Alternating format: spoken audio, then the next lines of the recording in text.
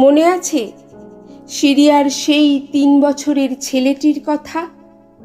বোমায় ক্ষতবিক্ষত শরীর নিয়ে মরে যাবার আগে যে বলেছিল, আমি ঈশ্বরকে সব বলে দেব।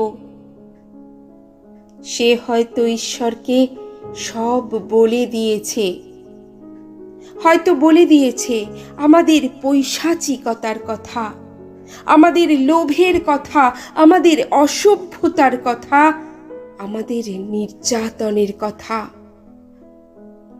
আমরা মানুষ মেরেছি হাজারে হাজার, আমরা একে অপরকে ধ্বংস করবার জন্য মারণাস্ত্র বানিয়েছি লক্ষ কোটি, মানুষে মানুষে বিভেদ বাড়ানোর জন্য তৈরি করেছি নানা গোপন অস্ত্র।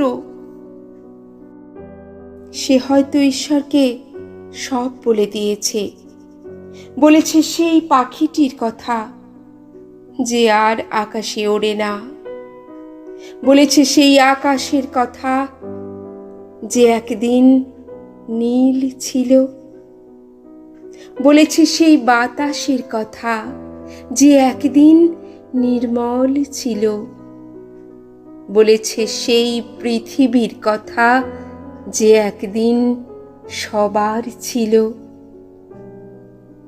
এই সবার পৃথিবীকে আমরা ভাগ করেছি ইচ্ছা মতো, ধর্মের নামে, দেশের নামে, ভাষার নামে মানুষকে দূরে সরিয়েছি।